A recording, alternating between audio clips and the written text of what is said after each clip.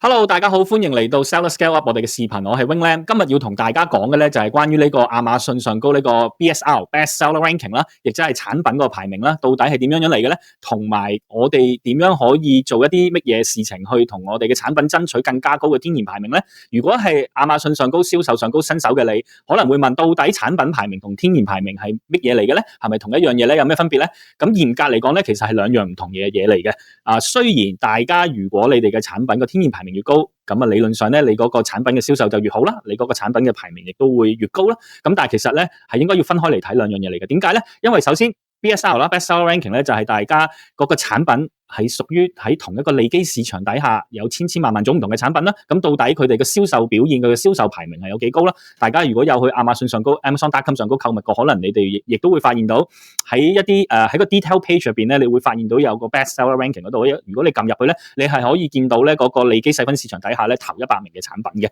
咁咧呢個咧就係取決於每一種唔同嘅產品佢嗰個銷售到底有幾多，咁佢個排名咧就會有幾高。咁至於自然咧天然排名咧，亦都有人叫自然排名啦，就係呢個 Organic Ranking 啦。Organic Ranking 咧就係取決於基建於大家產品喺亞馬遜上高算法底下嘅所有好多唔同嘅歸因啦、原因啦，同埋銷售記錄數據同表現咧，從而決定你嗰個產品本身嗰個天然排名有幾高，繼而你就可以獲取幾多天然嘅曝光量。咁個分別在於邊度咧？分別就係在於有一啲產品可能佢哋唔需要做太多嘅廣告，唔需要有太大嘅廣告預算落太多嘅廣告，佢哋亦個產品亦都可以做到好多嘅銷售。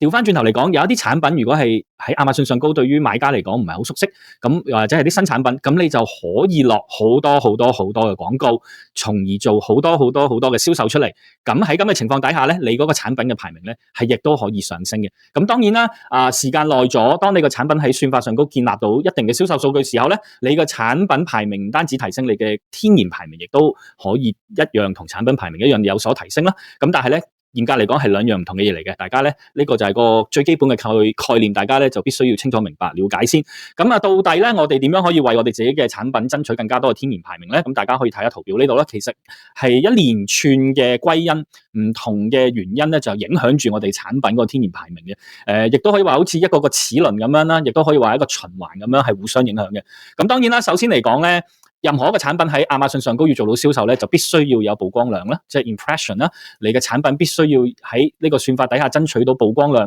咁你有曝光量，買家先可以發現到你嘅產品，睇到嘅 listing 㗎。如果唔係，連睇嘅機會都冇，係咪？所以所有嘢一切嘅事情都係從 impression 開始。咁有咗 impression 之後咧，我哋講嘅咧就係 CTR 啦，亦即係 click through rate 啦。當買家喺 Amazon.com 上高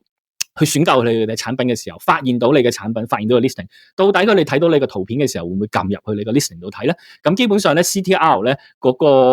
係非常之倚仗呢個你本身圖片有幾吸引啦，又或者你本身寫嗰個 title 個 product title 啦個標題啦，同埋呢個價錢啦，你個星評啦等等咧係有直接影響嘅。咁到咗呢個買家撳咗入去啦，你個 listing 入邊睇嘅時候咧，講嘅咧就係呢個DPV 啦，亦即係 detail page view 啦，亦都係我哋一般人可以理解為嘅流量啦，就即係當買家發現到你個listing啦，咁撳咗佢之後咧，就會去入咗呢個 listing 之後，到底啲買家 buyer 會喺呢個 listing 上高瀏覽嘅時間有幾長啦？到底買家一撳入去，撳咗唔夠10秒8秒睇到唔對路，即刻走啊？定還是佢真係會詳細閱讀去睇你嗰個 listing 咧？咁呢個係關乎到你個 listing 嘅 quality 啦。你個本身 listing 做得越好嘅話，咁基本上呢個買家會喺你 listing 上高停留嘅時間就亦都會越長啦。相對性嚟講，如果每一個買家撳咗你個 listing 度去唔使幾秒就走嘅話，咁亦都係一個反映到俾算法聽你本身個 listing 咧係唔夠好，咁從而咧就會對你嗰個 organic ranking 咧係會有影響嘅。咁到咗買家了解完你嘅產品之後啦，咁我哋講嘅咧就係 conversion 啦，呢個 conversion rate 啦，亦即係轉化率啦，亦都係算法上高非常之倚重嘅一個歸因一個一個 element 啦，我哋可以講話，因為任何一個買家入咗你個 listing 度，如果睇完晒所有嘅嘢都係決定唔買，咁咪即係話咗俾算法聽你嗰個產品唔好啦。除咗你個 listing quality 之外，你個產品亦都唔夠好啦。因為講緊嘅我哋而家係講緊係做生意，係咪？你喺亞馬遜上高做緊生意，亞馬遜亦都係喺度做緊生意。佢帶咗個客俾你，但係個客入親去都唔買你嘅產品，咁即係話咗俾算法聽，喂，你嗰樣嘢唔得喎。咁算法仲會唔會繼續推廣你嘅產品出去咧？係咪？咁到咗我哋做完呢做得成一單生意啦 ，conversion 都有啦，每一個買家點咗入去都即刻購買你嘅產品，好中意嘅時候。咁到咗一單生意完咗之後咧，我哋講嘅咧就係 review 同埋 feedback 啦。review 就即係你個星評啦。星評其實如果大家去有成日喺 Amazon.com 上高去買嘢嘅話，其實可能你哋都會自己有親身嘅感受之餘，亦都可能會發覺到一樣嘢，就係基本上每一樣好賣大賣嘅產品咧，嗰個星評咧都一定會係4.5、4.6或者4.7嘅，喺呢個水平上高嘅。如果你嘅產品連4.5嘅星評都冇咧，咁咧你嗰個產品本身喺算法上高咧，嗰個表現咧就即係相對比較差啦。因為大家咧基本上你從來應該唔會見到有一個產品咧係大賣大個星評可以係4或者以下嘅。咁啊，當然藍海嘅產品除外啦，即係呢個本身個利基市場睇下好少競爭對手嘅產品除外啦。但係一般嚟講，所有類別唔同類型、唔同 category 嘅產品咧，基本上如果你個產品係由4.5呢個星評開始，如果你一格一格越低4.4、4.3、4.2、4.1咁樣嚟講咧，咁你嗰個可以喺天然排名上高展示出嚟嗰個數量咧，亦都係相對一格一格咁少落去嘅。咁啊 feedback 咧 ，feedback 嚟講就係本身你個 account 本身嗰個評價啦。大家可能亦都會知道啦。對於 buyer 買家嚟講，可能未必熟悉；對於 seller 嚟講，你會好熟悉啦。呢個 seller 嘅 feedback，呢個 feedback 咧係好直接影響我哋 account 個 performance，亦即係你嗰個account 個 health 嗰個 page 嗰度咧可以理解到啦。如果每一個買家留言留俾你嘅 feedback 都係差嘅話咧，咁啊好快咧，你個 account 咧就可能會係直頭會係被凍結啦，或者 suspend 等等嘅。咁啊 ，review 同 feedback 之後咧，我哋講嘅咧就係 return 同埋呢個 defect rate 啦。如果任何一個產品嗰個 return rate 太高，又或者當然啦，如果個 defect rate 就即係等於 return rate 啦。你個產品如果本身係壞嘅，係唔好嘅，有缺陷嘅，咁買家就自然會退貨啦，係咪？咁亦都係嗰句啦，我哋而家講緊嘅係做生意，係咪？亞馬遜原本就同你都一樣做得成生意啦，錢落咗袋啦，點知個買家要退貨，要嘔翻啲錢出嚟。如果你個 return rate 係高嘅話，當然算法亦都唔會優先考慮再推信你嘅 listing 出去啦。咁呢個 return 同 defect rate 咧係唔單止對賣家嗰個產品嘅天然排名好有影響啦，對你嗰個利潤啊，你個 profit 亦都係直接非常之有影響，係可以有好大嘅 damage 嘅。咁之後咧，我哋講嘅咧就係 FBA performance 啦。大家如果係有做FBA 嘅，亦都會知啦。但係如果大家做 FBM，可能就會比較陌生。反正就係你將你嘅貨就存放喺亞馬遜嘅倉庫嗰度，亞馬遜咧就幫你做呢個配送嘅工作啦。咁基本上任何大賣嘅產品咧，一定係 FBA 嘅 product 嚟㗎啦。FBM 可以大賣嘅機會係比較低嘅。咁喺個 FBA 大家你個 account 入邊咧 ，FBA performance FBA 個 page 入邊咧就有你個 performance 嗰個 score 啦。最高係1000分啦。基本上咧，如果你喺亞馬遜上高個倉庫入邊個庫存量太高咧，咁你個分數亦都係比較低啦。咁但係調翻轉頭講，你個庫存量比較少，唔能夠滿足到買家嘅需求嘅話咧，個分數亦都低啦。所以其實你嗰個 FBA 個 performance 咧，亦都對你嗰個天然排名咧嗰個影響係有喺度嘅。點解咧？因為你如果貨唔夠嘅，咁仲講咩做生意咧？係咪？咁相對上如果你貨太多，你浸到個倉都滿瀉咗啦，你唔單止要俾好多嘅 storage 嘅費用啦，同埋亦都可能反映到一個結果出嚟，就係你嗰個產品係未必有咁大嘅需求之餘，亦都係未必咁受買家嘅歡迎啦。咁然之後最後咧就係 sales velocity and history 啦，亦都係除咗 conversion rate 之外，亦都係一個非常非常之重要嘅 factor 對於你嗰個產品喺亞馬遜上高講嘅咧就係銷售嘅速度同埋你嗰個銷售嘅數據歷史。先講銷售速度先，任何一個產品我哋好基本嘅概念都知啦，你銷售速度越快，好快，即係可能話到俾算法聽，你嗰個產品呢期喺亞馬遜上高好受歡迎，但係每一個買家都好中意，有好大嘅需求啦。咁樣嘅情況底下咧，對於你嗰個 organic ranking 咧係有非常之良好同埋快速嘅增長嘅。咁history 方面咧就係其實亞馬遜咧算法咧係非常之喜歡一啲可以有穩定而又有增長嘅產品嘅。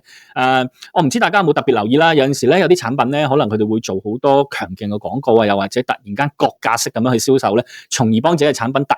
然間可以個排名提升好高啦。咁其實你話有冇用咧，又唔係完全冇用，但係對於亞馬遜嚟講咧，佢哋係更加中意一啲咧比較價格啊、銷量啊都可以穩定啲嘅產品嘅。如果大家嘅產品喺亞馬遜上高已經有一定嘅銷售歷史嘅話，可以證明到你嘅產品係穩定之餘，亦都係長期受到買家嘅歡迎嘅話咧，咁呢個咧係亦都係對大家嘅產品係非常之有大嘅幫助嘅。如果有做過一段時間嘅買家，可能你哋都會發覺啦，我哋好多時會覺得，喂，點解啲銷售好似成日都棘死咗喺某一個位置咁樣，成日都上唔到去嘅。咁但係其實如果大家調翻轉嚟睇咧，你當然我哋正常做生意唔會咁樣，但係你調翻轉去覺得，雖然你棘住喺某一個位，好似成日都上唔到去，但係你亦都從來都可能跌唔到落去喎。你永遠都係喺某一格位裏邊，係咪？咁呢個亦都係你嘅銷售歷史係可以 support 到支持到你嘅產品嘅銷量唔會倒退先啦，起碼呢個就係其中一個歸因啦。咁當然我哋成日都會喺度諗，到底點樣可以爭取多啲曝光量啦？因為所有嘢嘅源頭都係嚟自 impression， 有 impression 就有機會做到生意，冇 impression 嘅話咧就乜都唔使講啦，係咪？咁所以頭先同大家講嘅所有每一個 factor 咧，亦都係影響住到底亞馬遜算法係會 delivery 係會俾幾多曝光量你嘅產品，將你嘅產品推送去買家嘅眼前嘅。咁當然除咗天然排名底下，任何一個新產品啊，又或者需要大力推廣嘅產品，我哋就會喺亞馬遜上高做廣告啦，我哋會去落廣告啦 ，Amazon Ads 上高去落廣告，幫自己嘅產品去爭取更加多嘅曝光量，從而做更加多嘅銷售啦。同時亦都可以透過 external traffic。亦即係喺亞馬遜站外，我哋可以做一啲推廣嘅活動啦，例如同一啲平台合作去介紹自己嘅產品啦，同一啲促銷平台合作去打廣告去落廣告，將一啲買家潛在嘅買家帶去你 Amazon 嘅 listing 上高做銷售啦，又或者同啲網紅合作推廣你嘅產品啦，亦都有或者可以直接喺 Facebook 或者 Google 上高落廣告，將呢個流量帶去你嘅亞馬遜 listing 嗰度啦，又或者當大家嘅產品建立咗一定嘅銷售數據之後，大家就可以去喺亞馬遜嘅站內裏邊做一啲 promotion 或者 deal 啦，例如可以去參加啲 lighting deal 嘅活動啦，又或者提供呢個 coupon 咧折扣券俾一啲買家啦，又或者做啲promotion 嘅活動等等咧，嚟去幫助我哋嘅產品咧繼續可以銷售節節上升嘅。咁啊，一口氣咧就同大家講晒所有關於呢個天然排名會影響到天然排名嘅原因啦、歸因啦。咁啊唔同嘅呢個歸因入邊亦都有好多工作，大家係需要去做好啦。因為每一個歸因咧對你嘅 listing、你嘅產品咧會可以帶嚟好好嘅影響，亦都可能會帶嚟壞嘅影響嘅。咁啊，如果大家有啲咩問題嘅話，歡迎評論區留言啦，我會答大家啦。亦都希望大家可以俾個 like 啦，支持一下啦，同埋 subscribe 我哋嘅 channel 啦，等我哋嘅 channel 有得可以繼續增長啦。咁啊，睇到你都嘅觀眾，多謝晒你哋收睇啦，咁下次再見大家啦，拜拜。